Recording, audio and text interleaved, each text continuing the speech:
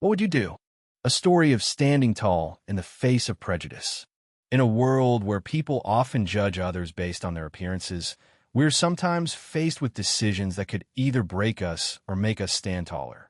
What would you do if you were humiliated publicly, not because of your actions, but because of the way you looked?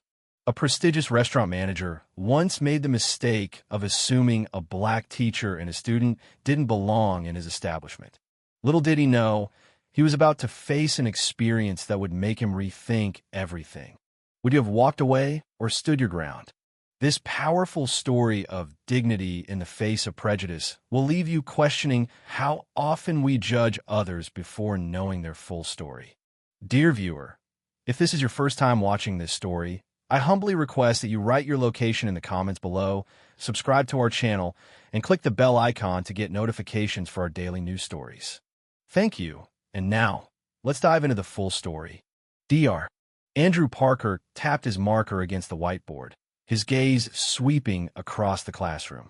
Most students were diligently taking notes, but in the back row, Caleb Jackson stared out the window, his textbook untouched. "Remember everyone, Dr. Parker announced as the bell rang.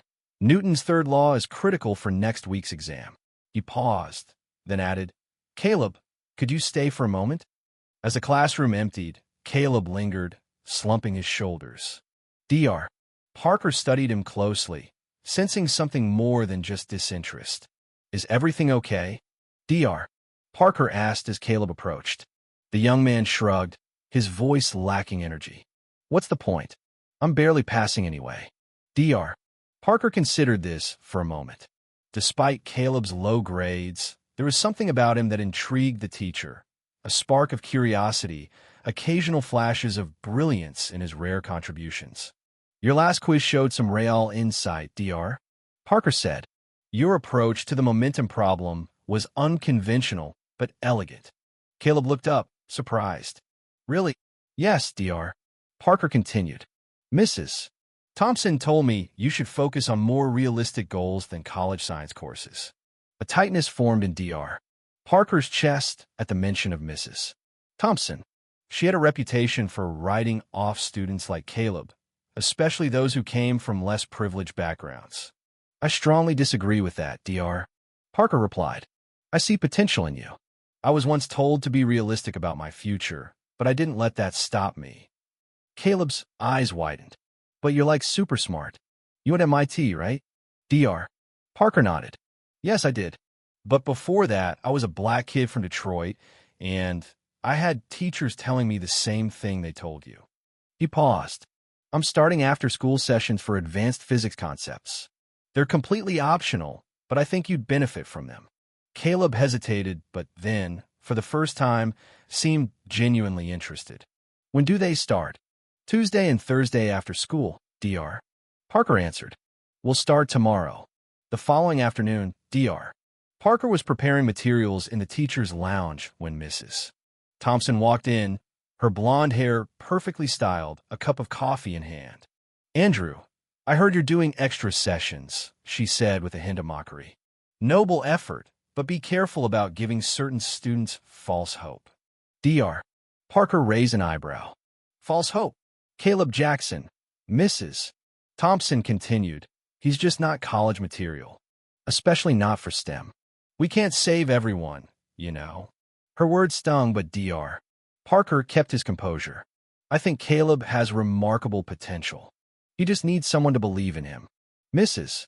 Thompson smiled tightly. "Well, someone has to help the charity cases, I suppose." Dr. Parker stood up, gathering his materials. "I find students tend to rise or fall to our expectations. I expect great things from Caleb Jackson." He walked out, the conversation with Mrs. Thompson only fueling his resolve. He knew exactly what it felt like to be underestimated and dismissed. Tomorrow would mark the beginning of a journey to change Caleb's life, and perhaps his own. The first tutoring session started awkwardly. Caleb arrived late, mumbling about bus schedules. Dr. Parker nodded and jumped straight into the material, doing his best to avoid any tension that might drive Caleb away. "Gravity isn't just pulling things down, Dr. Parker said, sketching a diagram on the board. It's curving space itself. Caleb looked intrigued, his interest piqued. So, Einstein revolutionized our understanding of the universe with that insight. Exactly, Dr. Parker replied. For the next few weeks, they found a rhythm. Tuesday sessions focused on coursework, while Thursday sessions explored advanced concepts beyond the curriculum. Caleb never missed a meeting, and his grades steadily improved. One Thursday, Dr. Parker brought in some equipment from the university where he guest lectured. "What's all this?" Caleb asked, his eyes widening at the array of sensors and circuitry. "We're going to build a small solar tracking device," Dr. Parker explained. As they worked, Caleb revealed surprising knowledge of circuitry. "My uncle fixes electronics. I hang out at his shop sometimes," he said, his hands working effortlessly. "You have natural engineering instincts," Dr. Parker observed. "Ever considered that as a career path?" Caleb stopped, his hands stilled. "For real?" "Mrs. Thompson says my math scores aren't good enough." "Your math is improving every week," Dr. Parker interrupted. "And engineering isn't just about formulas. It's about creative problem solving, which you excel at." That evening, Dr. Parker walked down the hallway of Jefferson High, his mind preoccupied. He spotted a flyer on the bulletin board: Regional Science Innovation Competition.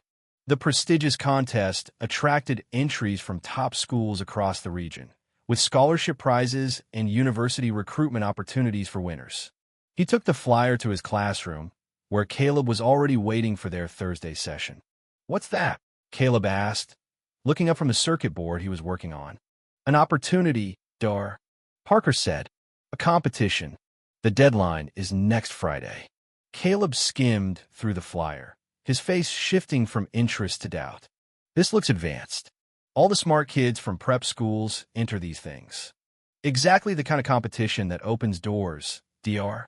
Parker said. "And before you say it, yes, you absolutely have the skills to compete." Caleb was skeptical. "What would I even enter? I'm just learning this stuff." "Your solar tracking concept," Dr. Parker said. "With some modifications, it could be developed into a low-cost energy solution for underserved communities. Exactly what you talked about wanting to create."